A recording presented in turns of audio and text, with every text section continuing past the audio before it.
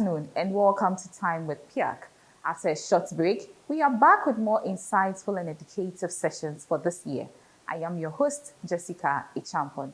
After 12 years of operations and under 6 successive male leadership, members of the Public Interest and Accountability Committee, PIAC, for the first time in October last year, elected its first female chair. For a sector that is predominantly dominated by males, having a woman rise to this top position is undoubtedly worth celebrating. On today's episode of Time with PIAC, we take a sneak peek into the life of this trailblazer in the history of the committee. Stay with us as we throw the spotlight on her journey through the committee, her rise to leadership, her impact, and her vision. Get ready to be inspired as we celebrate this phenomenal woman. It's Time with PIAC, and today we are having a conversation with Emerita Professor Elizabeth Ardayfio-Schandorf, the first female chair of PIAC. This is Time with PIAC, and today we are having a conversation with the first female chair of PIAC, Emerita Professor Elizabeth Ardayfio-Schandorf. Hello, Prof. You're welcome to Time with PIAC. Thank you very much. And congratulations on your election as the first female chair of PIAC. I think it is something worth celebrating. Thank you. Okay, so tell us, who is Emerita Professor Elizabeth Ardayfio-Schandorf? Yes, before I start, I would want to say hello to all viewers and to all citizens of Ghana, because in PIAC, we are for the citizens. Thank you very much, Jessica. Who is Elizabeth Ardayfio-Schandorf? I am Emerita Professor of Geography in the University of Ghana, Legon. I have been lecturing there since the 1970s, and I'm still strong and still going. That's very nice. It's a very brief and succinct profile of you. I'm not surprised coming from a lecturer anyway. So briefly, can you walk us through your journey on this committee and your rise to this leadership position? Yeah, as the PRMA, the act which established PIAC, clearly states PIAC members are appointed by their constituent bodies. So I was appointed by the Ghana Academy of Arts and Sciences to represent them on PIAC. I came to PIAC to take over from one of our eminent fellows of the Academy, and that was Professor Albert Fiajo. He is a lawyer, and I am a geographer, and that was in 2021. So joining PIAC, I had a tenure of 2 years, and having performed successfully, I was appointed to another tenure of 2 years. After my 3rd year, I was elected on 25th October 2023 as the chair of PIAC, and the election was unanimous. I think this election also, as you said, marked me as the first female chair to occupy the chair of PIAC.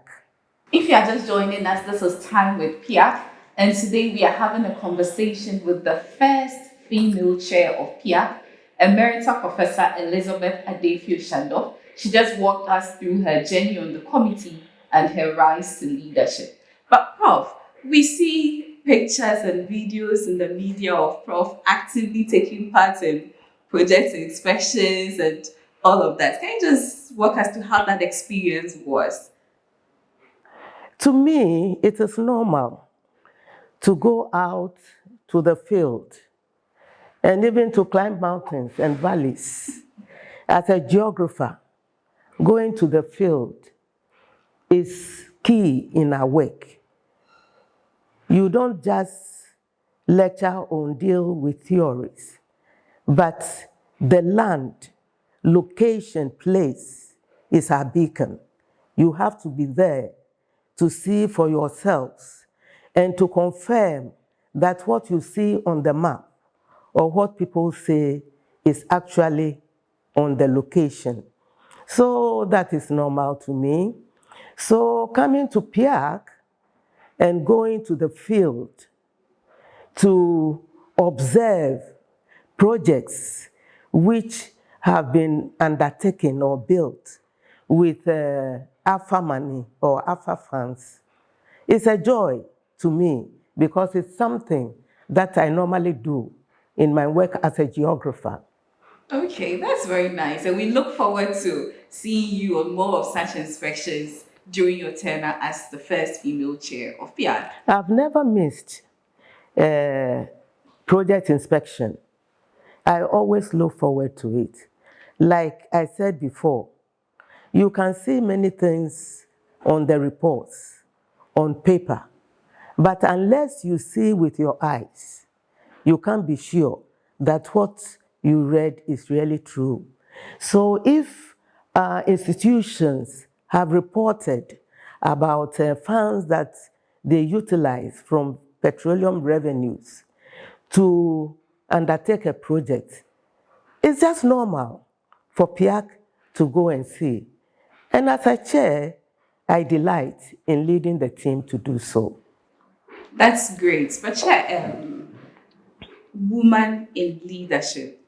It looks like for some time now, we are seeing a lot of women rising up to this top position, and it is actually something worth celebrating. So, what unique perspectives do you bring to this role as the first female chair of PIAC?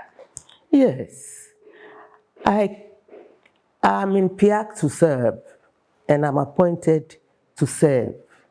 So in that capacity, it is my expertise that has brought me to PIAC, and not so much of gender. In many ways, people will think that as a female, you should come with female ideas or perspectives.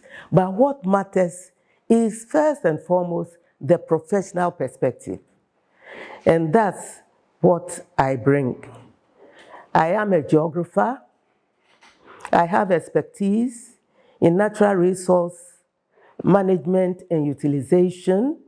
I have expertise in rural energy systems and public policy. And all these are very relevant when dealing with petroleum revenue management issues. So these are the expertise that I'm taking to PIAC. But having said that, I will also say that we live in a male-dominated society. Therefore, there can be a barrier. But to me, in a personal way, there's adversity in life, and we have to break through. So to me, as a woman, breaking through the barrier is something that I think is good, and for somebody who is taking lead as a woman in an institution, because by breaking the barrier, you make the work a bit easier for other women who will follow. So I will say, as a woman, resilience, hard work, fortitude, determination, and breaking the barrier, that is leading the way. You pave the way for others. Sure, and Prof is definitely going to pave the way for others as the first female chair of PIAC. So, Prof, just briefly, we know that PIAC is made up of the committee, and then there's a secretariat that runs the day-to-day affairs of PIAC. So, how does PIAC approach leadership decision-making in its operations? In PIAC, decision-making is a consensus building among members of PIAC. When there is an issue every member is encouraged to bring his or her opinion to bear. Members of PIAC are coming from very varied backgrounds with various expertise and knowledge in multifarious areas. And by interacting and cooperating, encouraging each other, it helps us to have, in the end, a very rich decision, which we carry along. Supporting membership is the secretariat that do the administrative and technical work. And they are key in the preparation and supporting the work of members.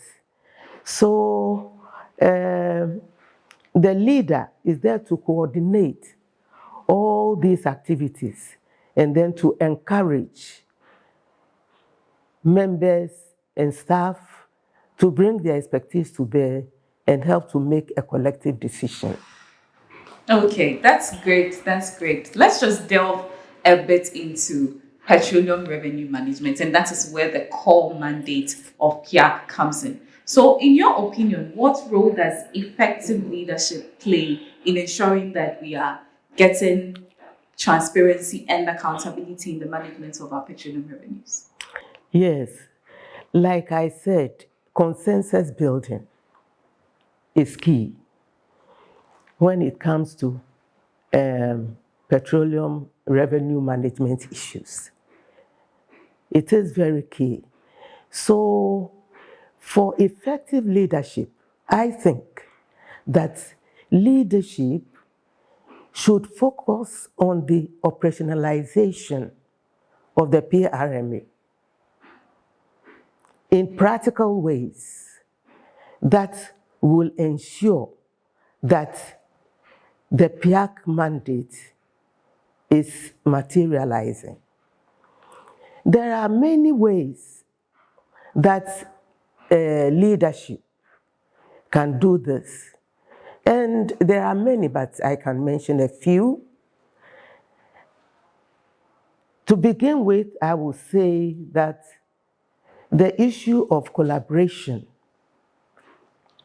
and cooperation with key institutions and stakeholders is very important, as we need this in order to come to a decision to make common goals and have common aspiration to fulfill the PIAC mandate.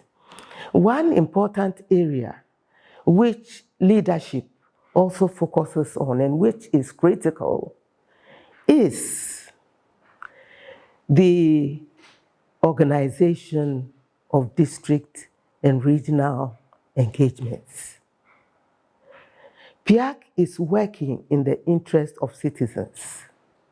And because of that, PIAC leadership has to ensure that the people and the public are involved in what PIAC is doing so that they will make their opinions and intentions also clear to help the work of PIAC. In this regard, PIAC organizes these workshops in the districts and the regions. And by doing so, they encourage the public to discuss and critically debate petroleum revenue management issues and to give their opinion as to whether the way that the revenues are being managed and utilized are in conformity with the Petroleum Revenue Management Act. And from experience, these engagements have been very, very, very useful.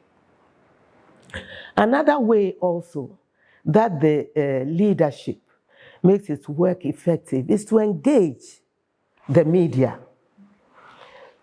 engage the media, and brief them about the trends and development of the upstream petroleum sector and the utilization and management of the funds, so that they in turn can also disseminate to the public, so that we can have feedback from the public.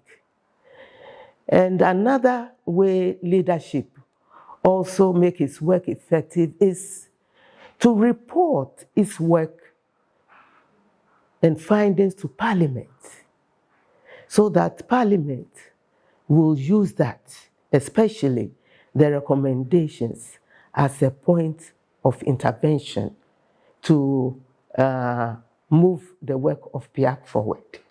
Okay, so Emerita Chair, under your leadership, the committee recently launched the citizens' version of its report, and I think it's the first of its kind for PIAC. Can you just tell us a bit about that? Why the citizens' version? Yes, this is a very interesting question. As I said before, the PRMA, the Petroleum Revenue Management Act of Act 815, emphasized that PIAC should publish 2 reports a year. So PIAC is mandated to print a semi-annual report and an annual report every year. And PIAC has religiously been publishing these reports, and so far it has published 24 reports, 12 semi-annual and 12 annual reports. Again, the Act makes it clear that PIAC should create space and platform for the public to critically discuss whether the petroleum revenues are being utilized according to the provisions of the law. And we realize in PIAC that the report that we publish is very technical, and it has to be, because it forms the basis of decision making and it forms the decision of policy. So it has to be technical and thorough, and that's what we do. It is very thorough and very voluminous.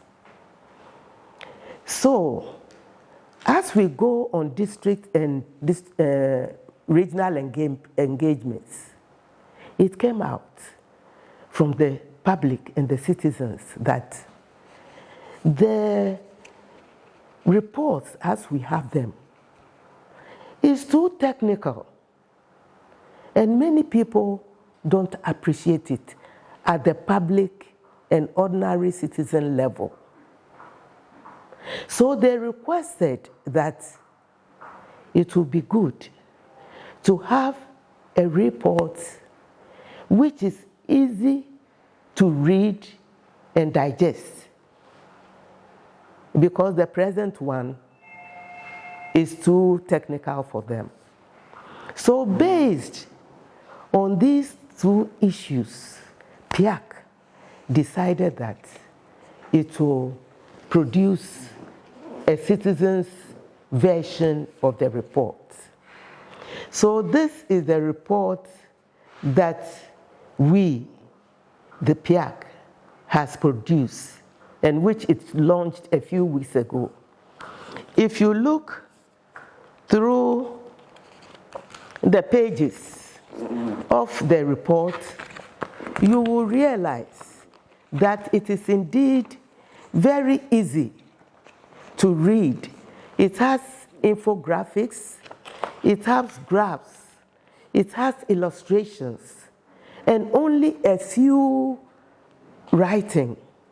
But even the writing is simple and short.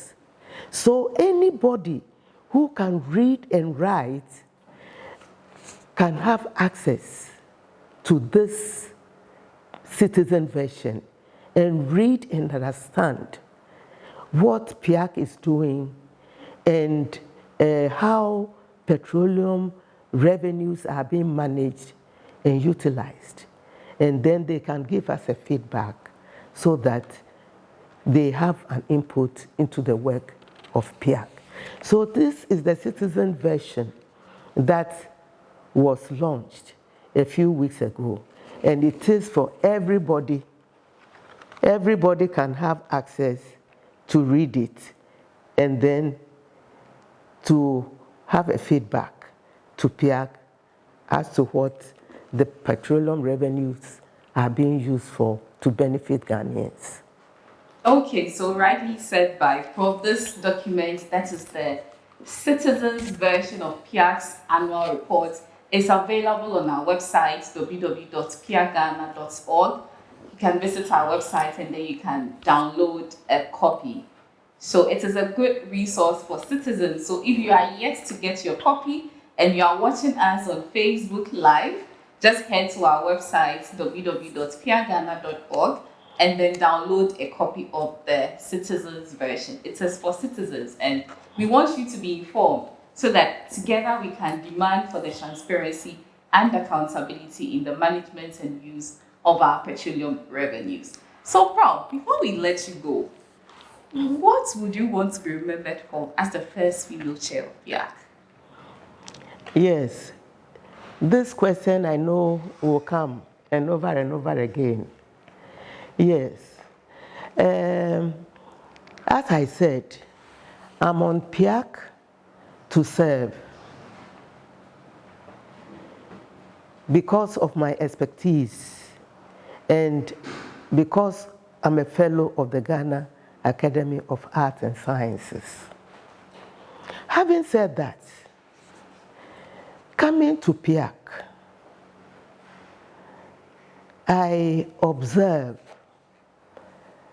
that there have been many chairs before me. And these chairs, my predecessors, came to PIAC from the beginning when there were no resources, no office space, no support staff, no financial resources to do the work. But yet with determination, hard work and sacrifice, they've brought PIAC to where it is now.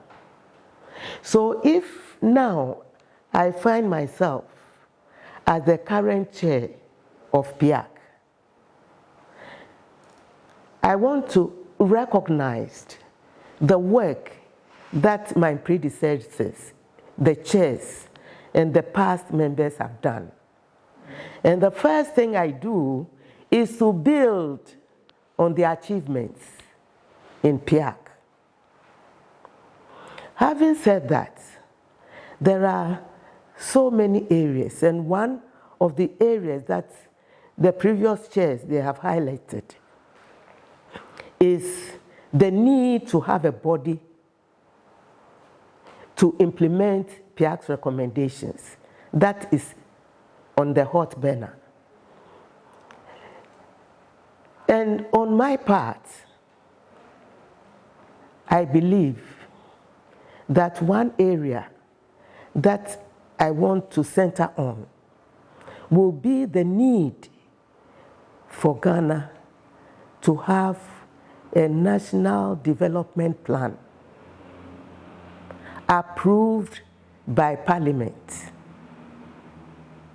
and aligned to the disbursement of the annual budget fund amounts. I believe if Ghana has a national development plan and so aligned, it will focus all the petroleum revenues or the Ghana petroleum funds and channel them towards programs and plans which are nationally approved and prioritized,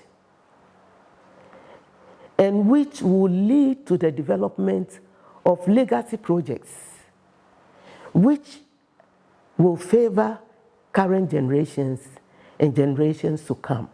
So that will be my focus. That's a very interesting focus, and I think we would want to host you again on Time with PIAC to talk about the need for the long-term development plan. So just watch this space. So this has been Time with PIAC, and today our guest was Emerita Professor Elizabeth Ardayfio-Schandorf, who is the first female chair of PIAC. And I mean, it's been a very insightful conversation, as I said in the beginning. And for the key takeaways from this session, she said hard work, resilience, fortitude, and determination. So whatever you are going through, whatever you set before you to do, be guided by these 4 words from Emerita Chair, who was our guest today. Thank you very much, Emerita Professor Elizabeth Ardayfio-Schandorf, for joining us on Time with PIAC today. Your story is indeed inspiring, and we look forward to hosting you again on our show. Thank you very much. I've enjoyed being here. To you, our live audience, thank you all for taking time to join us in this session. We look forward to more engagements. PIAC is available for further discussions via all our social media platforms. We are on Facebook, Twitter, LinkedIn, and Instagram at PIAC Ghana. You can also connect with us via WhatsApp on 055-441-6544. Until we come your way with our next session in March, let's keep the conversation going. I was your host, Jessica Ichampon. Thank you and enjoy the rest of the day.